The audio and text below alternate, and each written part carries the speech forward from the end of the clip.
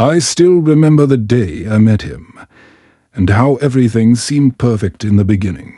He was everything I ever wanted: caring, loving, and attentive. At least, that's what he showed me in the first months. There were no signs, no red flags. We were a young couple, excited about the future, full of dreams. We got married quickly, moved into a small, cozy house, and before long, we had our first child, a little girl named Lily. But something changed. It wasn't immediate, and it wasn't violent at first. It was the small things. The way he would sometimes look at me with anger in his eyes. The way he would raise his voice over insignificant things. At first, I shrugged it off. I told myself it was just stress, that maybe he had a bad day. But the cracks started to show more and more. I remember the first time he hit me. I had cooked his favorite dinner, expecting it to be a good night after a long workday.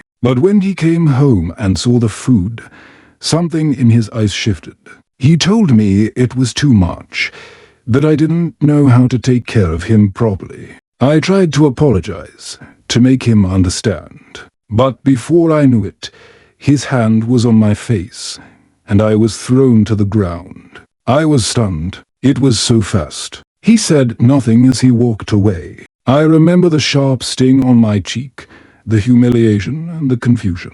But somehow, I convinced myself that it wasn't as bad as it seemed. He had a bad day. It wasn't his fault. It was me who made him angry. The next few weeks were a blur of apologies. He would cry, say he was sorry, buy me flowers, and promise that it would never happen again. And for a while, I believed him, because I loved him, and because I thought love would fix everything. But each time, the cycle repeated, and each time, I felt myself breaking a little more. He started to isolate me. At first, it was subtle. He would ask me to stop seeing certain friends, telling me they didn't care about me. He told me I didn't need to go to work anymore because I should focus on taking care of him and the house. I thought he just wanted what was best for me, that maybe I was getting distracted. He loved me, but as the days passed, I began to lose myself. I couldn't remember the last time I laughed. I couldn't remember the last time I felt like I was in control of my life. And then, one day, it happened again. This time, the violence was worse. We had a fight over something trivial, something that wouldn't have mattered in any other relationship. But the moment the argument started, I knew it was going to escalate. He pushed me against the wall, his fist in the air, ready to strike. But this time, something inside me broke. I wasn't scared anymore. I wasn't scared of him. I was scared of myself. Because in that moment, I realized that I was staying because of Lily. I couldn't leave her. She needed me. And that's when it hit me. I wasn't just stuck in an abusive relationship. I was trapped in a cycle of survival. I was staying for her, and every day I stayed, I could feel myself dying a little more inside. But it wasn't just me. It was the children who grew up in this atmosphere of fear. The ones who didn't understand why their mother was always quiet, always scared. I had to protect her. I had to make sure she didn't grow up thinking that this was what love was. I tried to leave. God, how many times did I try? I packed our bags. I thought about calling the police, about finding a way out. But every time I was ready to go, he would beg. He would promise that things would change, that we would be happy again, that it would be different this time. And I wanted to believe him. I wanted so desperately to believe that I could fix this, that we could fix this. But I wasn't the one who needed fixing. He was. And so, I stayed. For Lily. I stayed for the little girl who didn't understand why her father had that look in his eyes. I stayed because, deep down, I hoped things would change. I stayed because I was too scared to leave. But in my heart, I knew I couldn't keep living like this. Something had to change. The days blurred into one long, suffocating haze. I could feel myself disappearing, little by little, every time he raised his hand, every time his words cut deeper. The pain wasn't just physical anymore. It was mental, emotional. It was the weight of guilt, the never-ending cycle of apologies and promises, and the knowledge that my daughter was watching all of it. Lily's eyes, those innocent, wide eyes, kept me up at night. I wondered if she saw it. I wondered if she knew what was happening. Did she see the fear in my eyes every time her father raised his voice? Did she understand the tension that hung in the air like a thick fog in our home? I kept telling myself I was staying for her. I stayed because she needed me. But as the days went by, I realized that the longer I stayed, the more I was destroying the woman I used to be. And the more I stayed, the more my daughter would believe this was normal. I had become a shell of who I was. I didn't recognize myself anymore. My smile felt fake, my laughter hollow. I was a prisoner, locked in a cage of my own making. And yet, I couldn't find the strength to leave. But there was one moment, just one moment, that changed everything. It was a Sunday afternoon, the kind where the sun streams through the windows and everything should feel calm.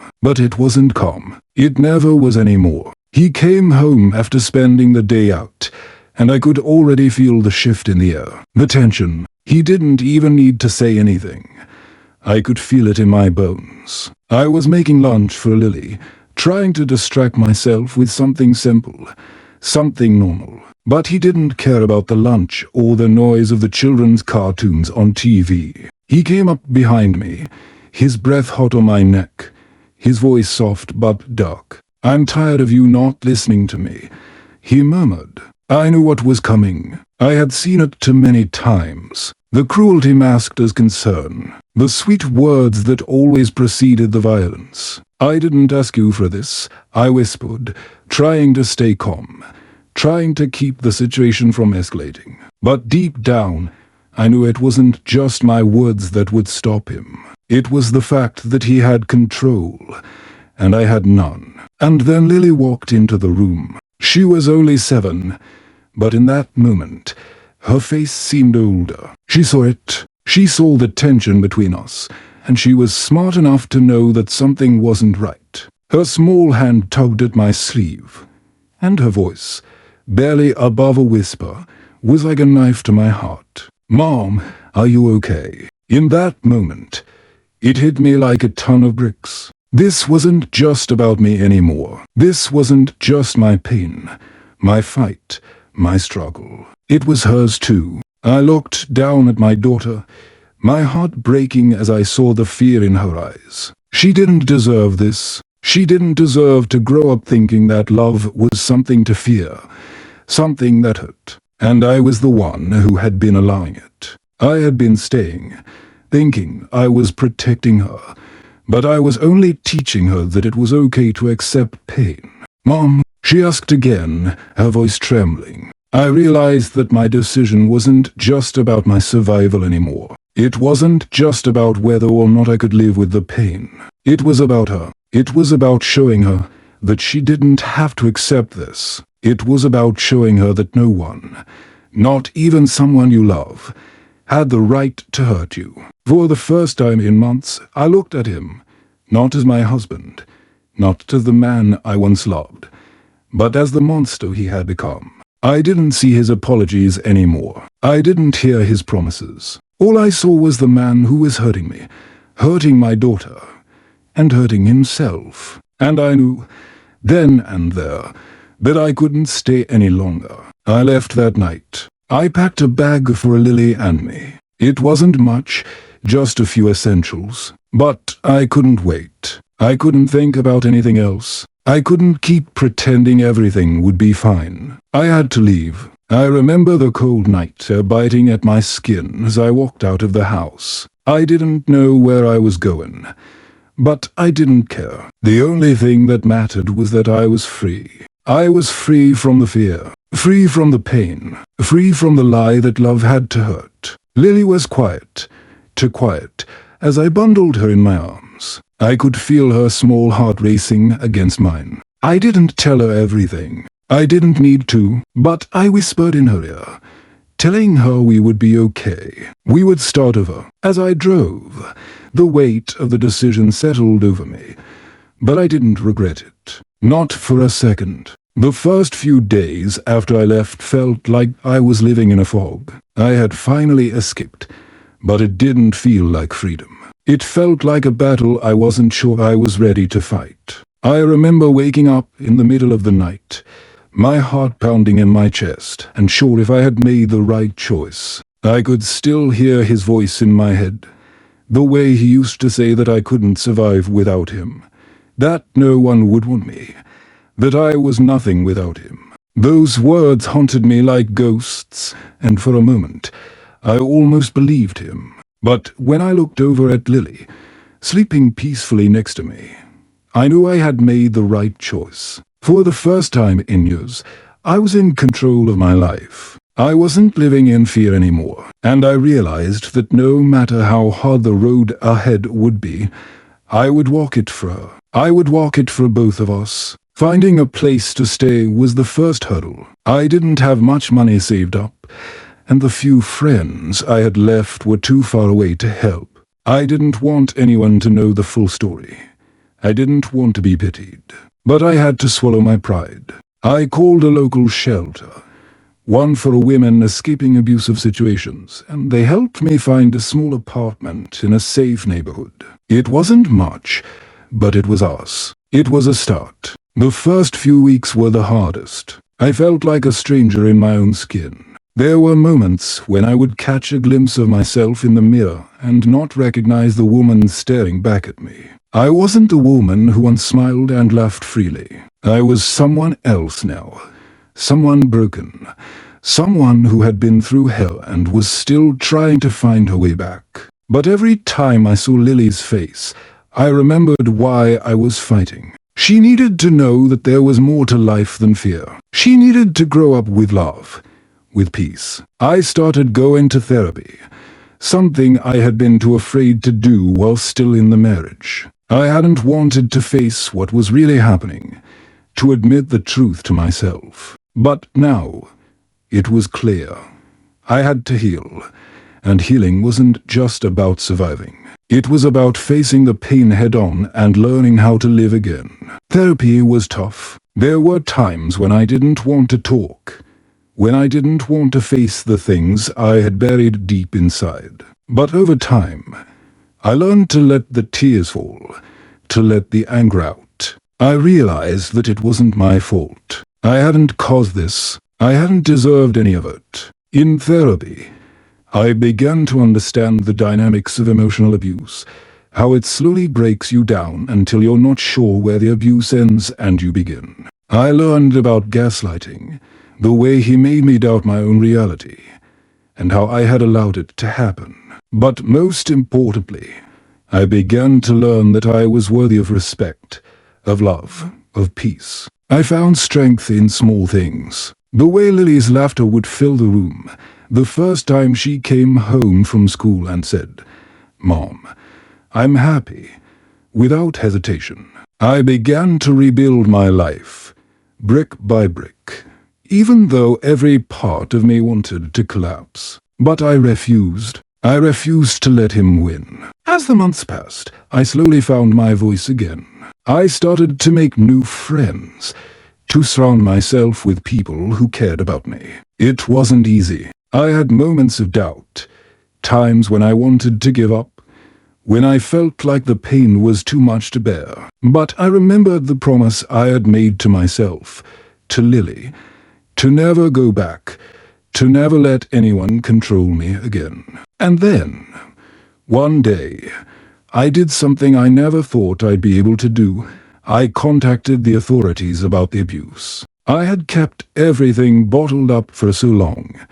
But now, I needed to do something about it. I needed to make sure that what happened to me wouldn't happen to anyone else. I gave a statement to the police, told them everything that had happened, and finally, I started the process of getting a restraining order against him.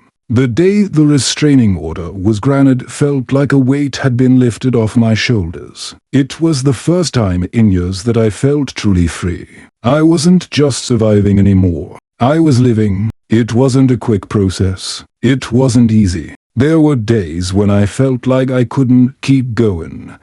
Days when the past haunted me. But I held on to the small victories, the moments when I could see the change in myself, in Lily, and in the life we were building together. Months passed, and with each passing day, I felt a little stronger. The wounds weren't gone, but they weren't as raw. I had learned to live with the scars. They had become a part of me, yes, but they no longer defined me. I wasn't the broken woman I had once been. I wasn't the scared, cowering wife who had stayed because she thought she had no choice. I was reborn, a mother, a survivor, someone who would never allow herself or her daughter to go through that again. Lily had changed too. She had blossomed into a confident, happy little girl who no longer flinched when someone raised their voice. She smiled more, she laughed more, and most importantly, she felt safe. There were times when I would sit on the couch after a long day, watching her play with her toys, and I'd think about everything that had happened. It wasn't just me who had suffered. Lily had been affected too. She had seen things that no child should ever see, heard things no child should ever hear. But as I watched her now, I realized that she was starting to heal too. One of the hardest things for me was learning to forgive myself. I had spent so much time blaming myself, thinking I was weak, that I was somehow responsible for the years of abuse. But therapy had taught me something important. I didn't choose that life. No one does. I had been manipulated, gaslight, and broken down by someone who should have loved me. But that wasn't my fault. The hardest part of healing wasn't the physical scars. It was the emotional ones. The way I had believed that love had to hurt, that silence meant peace, that love had to be earned through pain. Learning that none of that was true took time. It was a slow process. But the moment I realized that love didn't mean control, that it didn't mean fear, was the moment I started living again. As the weeks turned into months, I found myself becoming more independent. I went back to school and finished the degree I had put off for so long. I found work that didn't just provide for us. It gave me purpose. I felt like I was regaining the pieces of myself I had lost. And then, something even more surprising happened. I met someone. It wasn't something I expected. In fact, I had convinced myself that love wasn't something I would ever experience again. But I was wrong. It didn't happen overnight, and it wasn't some fairy tale. But the man I met was kind. He was patient, and most importantly, he respected me. He didn't try to change me or make me feel small. He didn't try to control me. For the first time in years, I felt like I was worthy of love. The idea of being loved without fear was so foreign to me at first. But as I allowed myself to trust again, I realized that I was capable of giving love and receiving it in a healthy, safe way. And when I saw Lily laughing and playing with him, I knew I had made the right choice. I was healing, slowly but surely. And for the first time in years, I could see a future that didn't include fear. I could see a future that was mine. But the hardest lesson I learned through all of this was that healing isn't linear. There are good days and bad days. There are moments of doubt and moments of strength.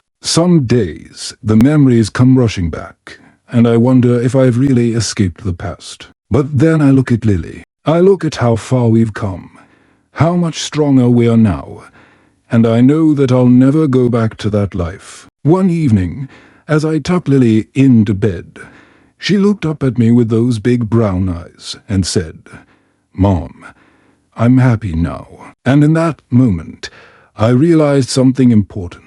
I was happy too. I was no longer defined by the pain. I wasn't a victim anymore. I was a mother, a survivor, and I was free.